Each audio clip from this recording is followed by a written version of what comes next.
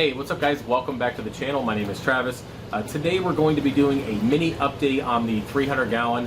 I primarily want to answer some questions that you guys have had about why it's empty, what are you going to do with Big Bertha, what the heck happened, why she keep breaking all your coral. So this is just a bunch of questions that I want to kind of get into one video and get you guys up to speed on the 300. Now, if you just kind of joined the channel and you've been watching my live streams, you can see that I use this tank, but I use about a 1.5 year old video, just because this one has been kind of going downhill, not because of anything that I've been doing, but because of the giant shadow right there that is swimming around. It's a Lamiggy Tang. She's about halfway grown. She's a little over a foot, and yeah, just think, a couple years ago I made that video of removing glue from a fish's mouth, and it was just this little bitty fish. That was her. Yeah, so needless to say, she is a bulldozer, and just recently, the last couple days, or last few days, she ran into the last big green slimer colony and completely broke it off. I'm actually happy about it to a certain extent because I haven't been able to clean that glass for a long time.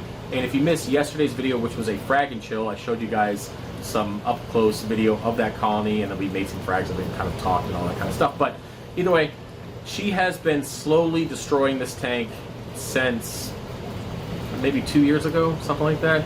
Either way, she has been just going ham, bulldozing, making her own room, and I don't blame her. She's a giant fish, so she needs to have the room to be able to swim around. So with that said, I want to answer the first question. I am not going to turn it into a fish-only tank. I know you guys have been asking, hey, just turn it into a fish-only, you'll be fine, all that good stuff. You've added an eel recently, which you guys will see a video of. Why don't you just turn it into a fish-only tank? Well, for one, I don't really like the idea of fish only, just because it's just not my style. I figured if I can keep smaller colonies, like right now I have some pretty small colonies kind of throughout the rock structure that have replaced the ones that I've taken out, and or I've just kind of taken pieces of what she broke and put it back in place in hopes of growing it out.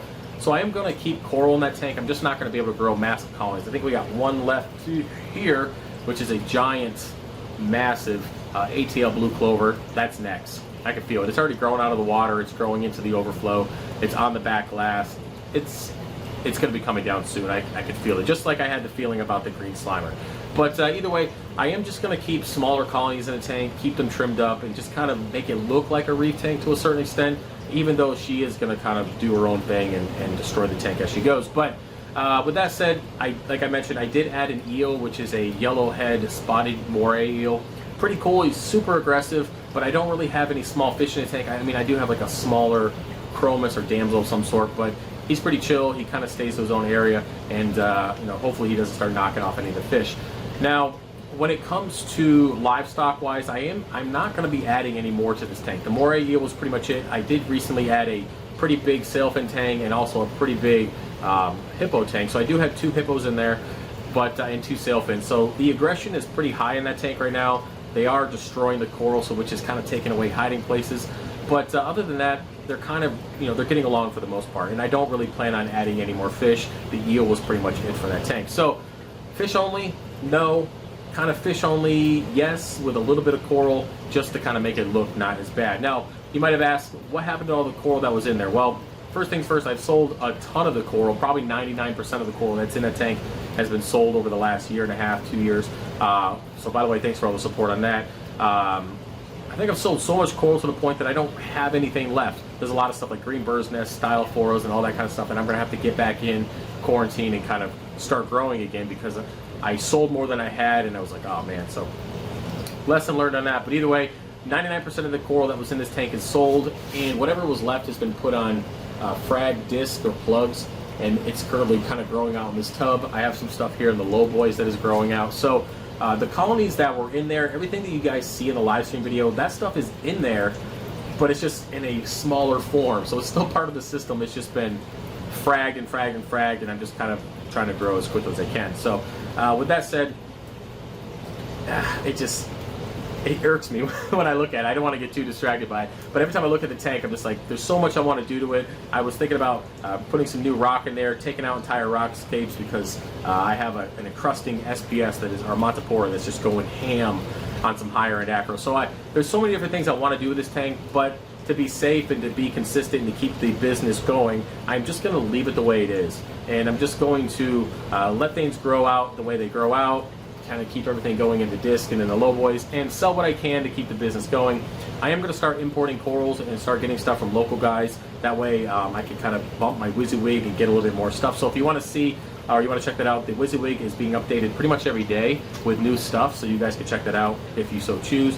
But yeah, so that's pretty much it for livestock, coral wise, and kind of my plans for the tank overall. I mean, it's really a bummer to kind of see this go downhill. And I mentioned this yesterday in the live stream. When I turned this tank into a business, I didn't really anticipate it going this quickly. Like, it grew out really well, it got beautiful really quickly, and then I just, I sold stuff. I had to keep selling, I kept trimming, kept selling, and then the sales came in so quickly that I had to cut more than I was able to grow at a time. So it just, over time, I wasn't able to grow as much or as fast as I was able to keep orders going. Now, in hindsight, I would have taken those pieces of frags, I would have made many discs, I would have had several tubs. There are a lot more things I would have done to expand my collection and to have many colonies growing, so it would have never became an issue. And I'll take all that into consideration when I relocate and start the business essentially over at that point. So yeah, a lot of lessons learned on this. Another thing that I mentioned yesterday is that this 300 in the new house is actually going to be in the wall upstairs, and then we're going to have the 1000 peninsula downstairs with many tubs. And that's going to kind of be my work tank, work tubs, and I'll be able to finally enjoy a display tank. Now, what am I going to put in there? I don't know exactly. Definitely not Big Bertha. She's going to aquarium. I'm actually going to donate her to the Williamsport High School, since they already have a massive system and a couple of Lamiggy Tangs already, but that's another story and another video. So I am going to have finally a display tank up in my living area where I can actually enjoy it, because I won't lie, turning this into a business has taken a lot away from it. And my whole goal when I started this hobby was to use it to cope with PTSD, to be able to escape from reality for a little while, to be able to kind of dive in and let my brain be fixated on something else before life kind of came back around. So if you're wondering why I'm blinking a lot, I can barely see out of my eye. I got an elbow in jiu-jitsu today, and my eye is, so if I've been blinking weird this whole time, that's why. It's all foggy.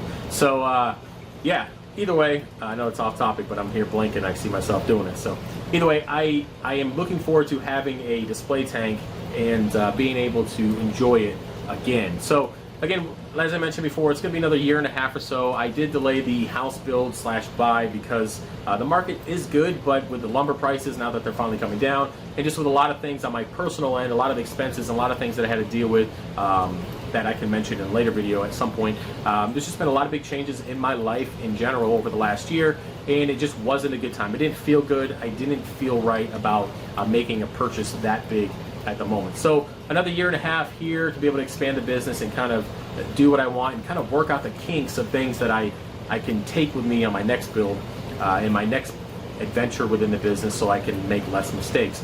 But with that said, guys, other than that, the equipment and stuff is going to stay the same. I am going to fix the dosing pump for the calc and get the calc back onto the tank. And yeah, other than that, everything is pretty good. I did put the lowboy back in there, which chomps a lot, which is, by the way, the eel's name. He likes to hang out underneath the lowboy, and it is a lobo.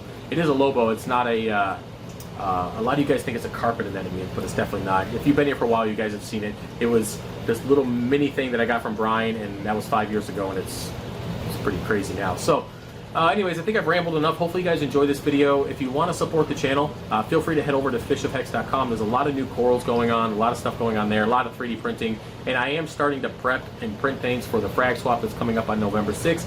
Check out my video on the channel about the frag swap and everything going on.